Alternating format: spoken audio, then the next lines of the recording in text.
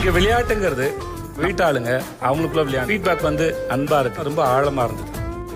இன்று இரவு நண்பர்கள் அனைவருக்கும் வணக்கம். இன்னைக்கு சாட்டர்டே விஜய் சேதுபதி வரப்போறாரு. விஜய் சேதுபதி இந்த வாரத்தில் எந்தெந்த பிரச்சனையெல்லாம் பேச வாய்ப்பு இருக்குன்றதை பத்தி இந்த வீடியோல நம்ம டிஸ்கஸ் பண்ணலாம். அதுக்கு முன்னாடி இந்த வீடியோக்கு ஒரு லைக் போடுங்க.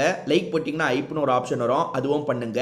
அப்பதான் உங்களை மாதிரி பார்க்குற நிறைய பேர்கிட்ட இந்த வீடியோ கொண்டு போய் காட்டும். அதே மாதிரி சப்ஸ்கிரைப் பண்ணாமல் இருக்கவங்க சப்ஸ்கிரைப் பண்ணி வச்சுக்கோங்க. ஆக்சுவலாக இந்த வாரம் விஜய் சேதுபதி அட்ரஸ் பண்ணுறதுக்கு நிறைய விஷயம் இருக்குங்க. அதில் குறிப்பாக இதை இவர் அட்ரஸ் பண்ணியே ஆகணும்னா அது என்னன்னா, சபரிக்கும் விஜய் பார்வதிக்கும் ஒரு மோதல் ஏற்பட்டது பார்த்தீங்களா. 3 பேர் கேம் விளையாடும் போது சபரி வந்து தாக்கியிருப்பாரு, விஜய் பார்வதிக்கு பயங்கரமாக அடிபட்டிருக்கும். அதை பற்றி நிச்சயமாக அவர் பேசணும். அதை பற்றி விஜய் பார்வதியும் சபரியும் நேற்று நைட்டு பேசினாங்க. அப்படி பேசும்போது விஜய் பார்வதி எந்த அளவுக்கு கரெக்டாக அப்சர்வ் பண்ணியிருக்காங்க அப்படின்றது நமக்கு தெரியுதுங்க. என்னன்னா, சபரி ஒரு கில்ட்டிலேயே இருக்காரு. ஏன்னா சபரி வந்து அவங்கள அடிச்சதுக்கப்புறம் ஒரு வேகத்தில் வந்து நான் வேணும்ட்டே தான் பண்ணேன்ற மாதிரி உளறி வச்சிட்டாரு. அதையே அவருக்கு எதிராக பயன்படுத்திட்டு இருக்காங்களா.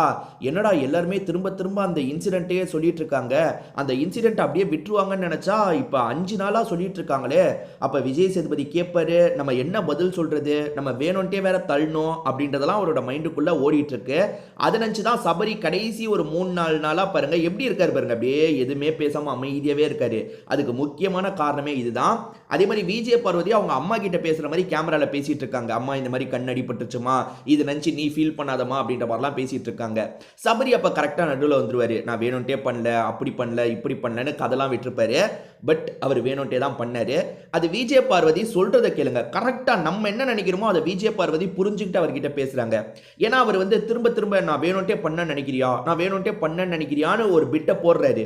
விஜய் பார்வதி அப்பயே சொன்னாங்க, ஆமாண்டா நீ அந்த இடத்துல நீ அப்படி வேணும்ட்டே தான் பண்ண மாதிரி எனக்கு தோணுச்சுன்ட்டு. அவர் என்னன்னா, விஜய் பார்வதி வாயிலிருந்தே நீ வேணும்ட்டே பண்ண மாதிரி எனக்கு தோணலடா, ஆக்சிடென்டலா தான் நடந்துருச்சுன்னு சொல்லுவாங்கன்னு எதிர்பார்க்கறதுக்காக தான் இப்படி நைஸா ஒரு பிட்டை போடுறாரு. நான் வேணும்ட்டே பண்ணுவேன்னு நினைக்கிறியா, நான் வேணும்ட்டே பண்ணுவேன்னு நினைக்கிறியான்ட்டு. ஆனா கடைசி வரைக்கும் நீ வேணும்ட்டே பண்ண மாதிரி தெரிலன்னு இவங்க சொல்லவே இல்லைங்க. இவங்க வேணும்ட்டே பண்ண மாதிரி தான் எனக்கு தோணுச்சு அப்படின்ற மாதிரி கொண்டு வந்துடுறாங்க.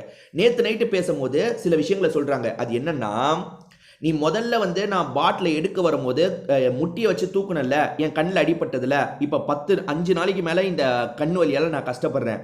பட் அது நீ இன்டென்ஷனலாக பண்ணலன்றது எனக்கு தெரியும். ஏன்னா நீ அது இன்டென்ஷனலாக பண்ணல, அது ஃப்ராக்ஷன் ஆஃப் செகண்டில் தெரியாமல் நடந்தது, அது எனக்கு பிரச்சனையே கிடையாது. ஆனால் அதுக்கப்புறம் நீ ஒன்று பண்ண பத்தியா, நிச்சயமாக அது தப்பு தான். அந்தளவுக்கு ஃபோர்ஸாக எதுக்கு நீ என்னை தள்ளணும், வேணும்ட்டே ஃபோர்ஸாக நீ என்னை தள்ளின, எந்த அளவுக்கு தள்ள முடியுமோ அந்த அளவுக்கு நீ தள்ளினன்ற மாதிரி சொல்கிறாங்க. அதுக்கு சபரி கிட்ட எந்த ஒரு பாயிண்ட்டும் கிடையாது. இல்லை நான் அப்படிலாம் தள்ளன்ட்டு. இவன் அப்படி தான் தள்ளனான். அதுதான் நம்ம வீடியோவில் ஃபுட்டேஜில் தெளிவாக பார்த்தோம். அந்த முட்டியை வச்சு இடிச்சது ஆக்சிடென்ட். ஏன்னா அது வந்து சட்டு நடந்ததுங்க, ஃப்ராக்ஷன் ஆஃப் செகண்டில் நடந்தது. அதாவது அவங்க எடுக்க போகிறாங்க, இவர் முட்டியை தடுக்கிறதுக்காக தூக்குறாரு, கண்ணில் பட்டுறது, இது பிரச்சனையே கிடையாது. ஆனால் அதுக்கப்புறம் இவங்க எடுக்கிறதுக்காக வரும்போது நீ ஃபவுல் ஆகிட்ட, நீ கேமை விட்டு வெளியே போயிட்ட, இந்த எடுக்காதன்னு பிடிச்சா கூட பரவாயில்ல. நீ அதாவது பிடிக்கிறதும் ரூல் பிரேக் தான் அந்த கேமை பொறுத்த வரைக்கும். பிடிச்சிரு பரவாயில்ல, நீ ரூல் பிரேக்குக்கு அப்புறம் வந்து இந்த எடுக்க ட்ரை பண்ணுற பார்வதி நான் விட மாட்டேன்னு பிடிச்சிட்டா கூட பரவாயில்ல. ஆனால் அதை விட்டுட்டு நீ தள்ளுறிய, மனசாட்சியே இல்லாமல் அந்தளவுக்கு தள்ளுறிய. இதில் எனக்கு கடுப்பானதே என்ன தெரியுமாங்க, ஒரு வாட்டி தள்ளி விஜய் பார்வதி வந்து கனிக்கிட்டையும் சாண்ட்ரா கிட்டையும் போய் விழுவாங்க. விழுந்ததுக்கு அப்புறம் அங்க இருக்கவங்களே பார்வதி வேணான்னு தடுக்கணும். அங்க இருக்கவங்களும் தடுக்கல. பார்வதி திரும்பி போகும்போது இவன் திரும்பியும் தள்ளுறாங்க. ஏற்கனவே அந்த அளவுக்கு கொடூரமா தள்ளினவன் திரும்பி தள்ளுறான். கண்டிப்பா ஓவரா தான் தள்ளினா. அது விஜய் பார்வதிக்கும் நல்லா தெரியுது. நீ முதல்ல இடிச்சது எதர்ச்சியா பட்டதுன்னு நினைச்சுப்பேன், ஆனா 2வது வாட்டி தள்ளினது தப்பு தான்றத உறுதியா சொல்றாங்க.